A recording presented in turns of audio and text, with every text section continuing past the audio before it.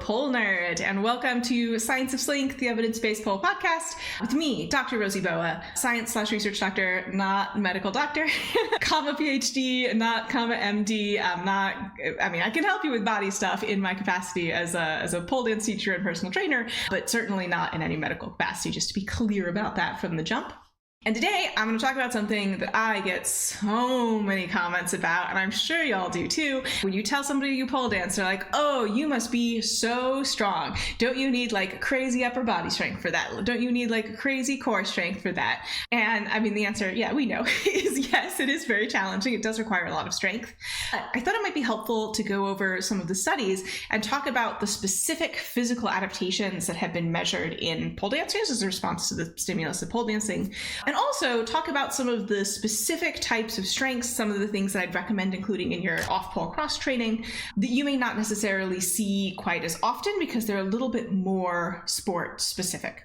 And the reason why I want to talk about things in specifics is because, and those of y'all who, have been hanging out with me for a while have probably heard me talk about this before, physical adaptation to load, to stress is specific and not general. So it's not like there's a bucket of like being fit, and every time you exercise you put a scoop in the bucket of being fit, and when the bucket is full you're an Olympian, right? That's not how it works at all. Your adaptation to load, your learning of how to do things, your flexibility, your endurance, your strength, all of that are things that will change because you make specific demands on the systems that make that happen. And it's specific to like a subcellular level. You will get better at the types of things that you do, and that is, blessing and a curse, right? The blessing is that means that, we can do specific training and we don't have to, get amazing at jumping in order to be really good at, low flow, because if you're not jumping, you don't need to really develop that skill. But it also means that if you are not specifically working on conditioning something to help you improve your movement in a specific way, just, doing, let's say, a bunch of elliptical stuff is not going to make you stronger, right? So we need to match the things that we do to the things that we need to do to achieve our goals. But it also means that when we do something, it has a specific effect on our body. And there's actually been a fair amount of research done, especially quite recently in the last couple of years, on what those changes look like, what those physiological adaptations look like for pole dancers specifically, and particularly for recreational pole dancers. Most of these studies have been done on recreational pole dancers, far, far fewer on folks who are dancing in clubs. If you know of work on folks who are dancing in clubs, please send it my way. I would really, really like to read more about it, but most of the studies do tend to focus more on recreational folks. So physical adaptation, specific, not general. I've got a couple citations in the down there for you. So the Hawley 2002 and the Gustavo et al. 2022 are both good places to start for that. I've talked Ben a little bit about the fact of physical adaptations being very specific, and also a little bit about how it works at a subcellular level. So really cool research if you want to get into it. But let's talk about pole dance. So that's what we're here for. So, like I said, there's been quite a bit of work in the last couple years, and I've talked about some of these studies on the podcast before, but I think it's worth revisiting and sort of looking at them as a body of evidence. So first of all, if you're wondering how to study pole strength, there's a couple ways that people do it. One is that they, especially if you're looking at something like a range of motion, you'll have it analyzed by usually a physical therapist or someone with similar training off the pole, or off the apparatus. So some of the stuff that we'll talk about today is more generally circus, aerial. We had Stephanie Greenspan and Emily Sherb actually both on the podcast at different points a while ago, and both of them have worked in this research, and that's sort of the protocol that they've been using in their research. So you can just sort of look at the physical adaptations of the body. You can also look at the strength and the specific movements that you're looking at. So the study, I have talked about this before. I will spell it and then I will try to say it. It's Ignatou et al. In Methods and Protocols. So Ignatoglou. I apologize if I got that incorrect. Pole dancing specific muscle strength development and reliability of a novel assessment protocol. So for this, instead of seeing how many push-ups can you do, counting that and using that as their variable, they took a handheld dynamometer and they actually attached it to the pole in a way where when when the dancer engaged with the pole, they squeezed the dynamometer so you could get information about how much force exerting on the pole. And then their study was less about like measuring the specific differences in strength between pole dancers and non-pole dancers, and more about looking at the reliability of this as a measurement. And it seemed to be pretty reliable. So if you're interested in doing research on sport-specific strength for pole, I think this is a pretty good method to use and might potentially be more accessible, unless you happen to be a physical therapist, than doing expert assessment of things like range of motion. So a kind of aside before we get into some of the measurements that we've got.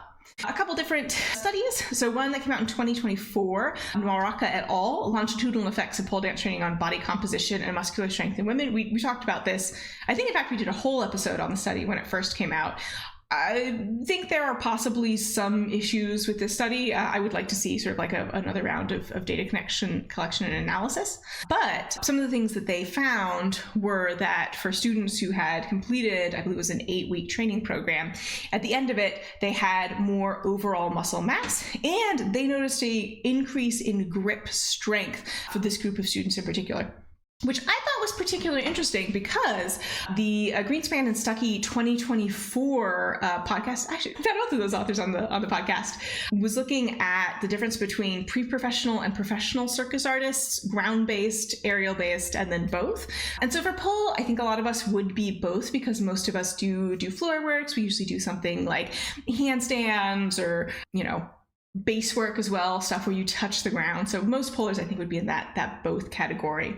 And one of the particularly interesting things that they found is that they were looking at isometric, so just like squeeze and hold, hand strength for both assigned male at birth and assigned female at birth circus artists, professional and pre-professional. And what they found was that assigned male at birth artists in both studies had lower isometric grip strength than the general population, while assigned female at birth participants' hand strength, again, so like squeeze and hold in your hands, was similar or statistically higher. I think that's particularly interesting because we have, I don't know, I guess I sort of assumed pole was making my grip significantly stronger. But again, if we're looking at sort of like aerialist circus artists as a whole, there's evidence that the effect size, if it exists, may not be that great. On the other hand, the Nwawaka study et al. Study found that perhaps there is an increase in grip strength as a result of working on the pole. So I think more data needed before we have a firm conclusion about the effects of pole on grip strength.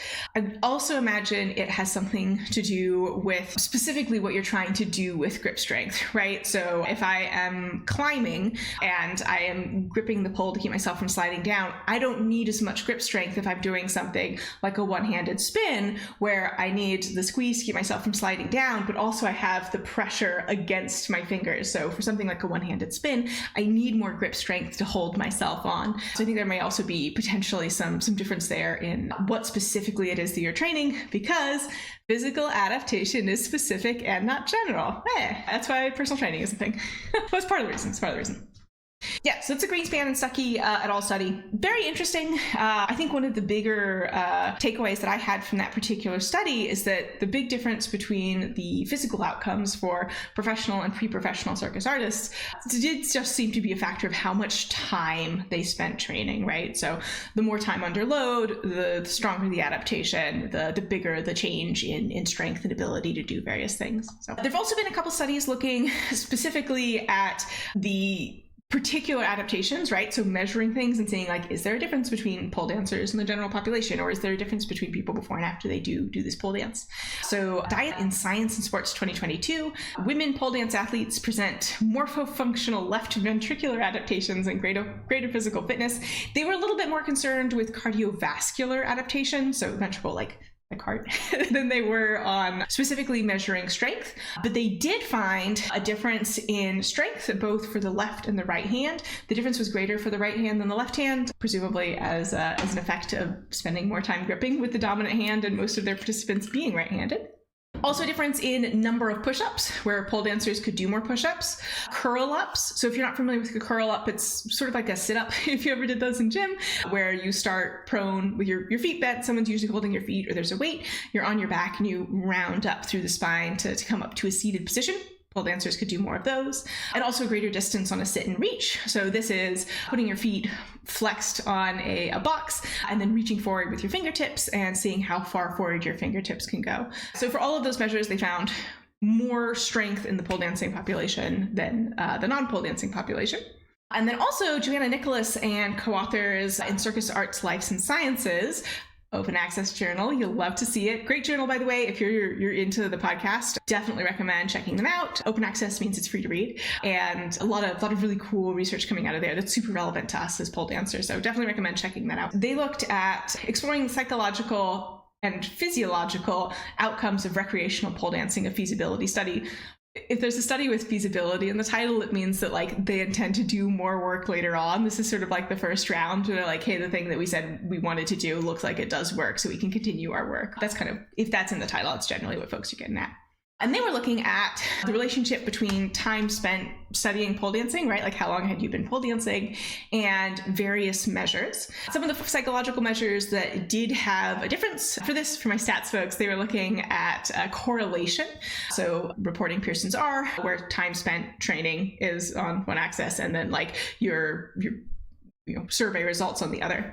And what they found was that, and these are all positive correlations, so the longer that you have pole dance, the more increase there is in this. Time holding a flexed arm hang, stepping up, and then sit and reach, which we just talked about, that sort of leaning forward. All of those increased with time spent pole dancing, time spent studying pole dancing, and the Pearson's for the flexed arm hang is almost 0.5, so fairly strong slope there. If you want to get really good at flexed arm hang, so like hanging there with your arm spent, pole dance will probably help you do it. Has also been my experience. But also, very interestingly in the study, they also looked at psychological correlates, so asking people how they felt about their blank, and also found the strong positive correlation that the longer you've been doing pole dance, the more you felt like this was true of you, right? So increase in the concept of coordination, physical strength, endurance. Strength was higher than endurance, so strength was 0.5, endurance was 0.2. Self-esteem, 0.38, and flexibility, 0.18. So that's the lowest correlation of all of these measures by quite a bit. But it's still positive, right? So the longer you've been pole dancing, the more you feel flexible, but the increase is not as great over time as it is for something like strength, which is great. I think feeling confident about your body and feeling like you're strong and feeling like you're flexible and feeling like you have endurance is a good feeling. And I hope that you have that now. And if you don't, you get to the point where you do. And whether that takes change in your feelings or it takes change in your physical activity, I think you probably know best.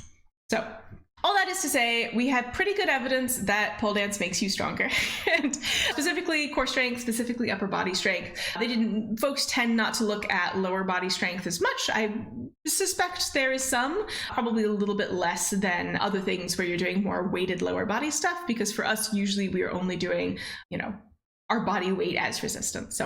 So that said, some specific things that I would recommend training, some specific types of physical adaptation and strength that I think are particularly important for pole dancers that you may not necessarily be prompted to if you're just doing sort of general, strength. You go to the gym, you work with your personal trainer, or, you're following like a lifting program that's not specifically designed for pole dancers or aerialists. So the first thing that I would definitely recommend working on strength-wise is anti-rotational strength. So this is the ability for you to keep your hips and shoulders in alignment as forces are put on your torso. So a place where this shows up a lot for us is in that strong grip invert hold position where your armpit's on the pole and you are lifting both your legs.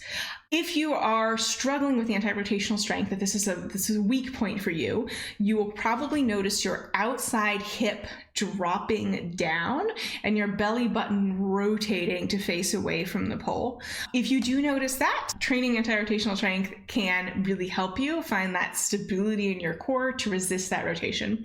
And lots of things that we do in pole require anti-rotational strength because we are often braced on one side and free on the other. What you're trying to do is you're trying to build stability in your core, so your core does not move, your core does not rotate, your core does not twist until you decide that you want it to.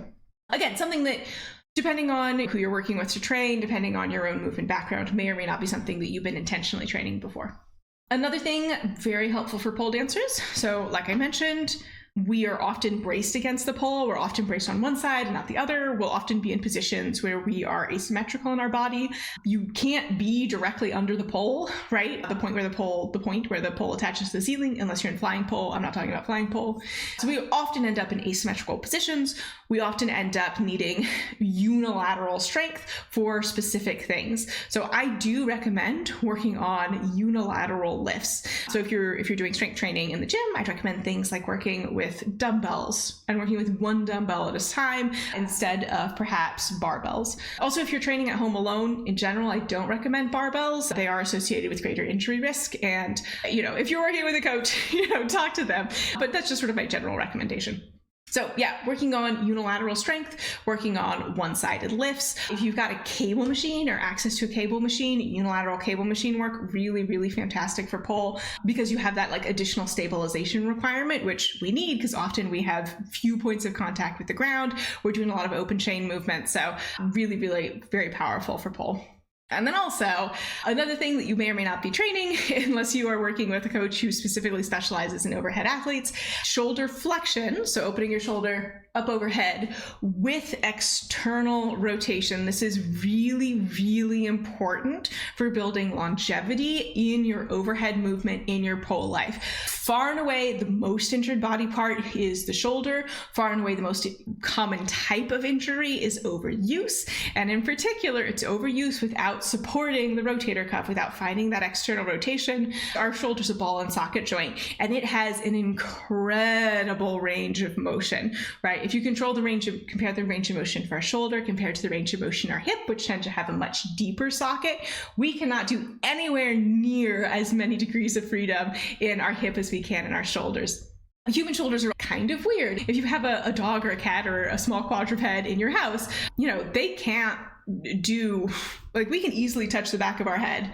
No problem. Even dogs with particularly long limbs kind of have to finagle to get in there. But part of the consequence of having that huge degree of mobility, of having that smaller socket, is that we need to provide the stability that we get in our hips by having a deep socket and having all those ligaments holding stuff together. We need to provide that with our muscles. And also we need to create the correct sort of pattern of movement, especially as we're moving our arms overhead. So if you've ever heard about glenohumeral rhythm, we talk about this in class sometimes, but working on external rotation as you move into shoulder flexion, overhead shoulder movement, super, super important. Finding that scapula movement, all that good stuff, and being able to do that under load is, again, unless you are specifically working with someone who specializes in working with overhead athletes, you may not be prodded, let's say, to do. But it is super, super important for pole. We need that specific adaptation.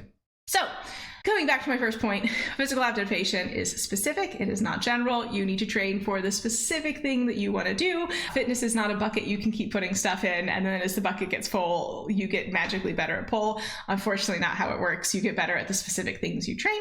We talked a little bit about the different specific adaptations that have been measured, some of the ways of measuring them. Yep, the research does seem to suggest that you get stronger when you do pole dance. I don't think anyone's surprised, but it's nice to have citations to point to.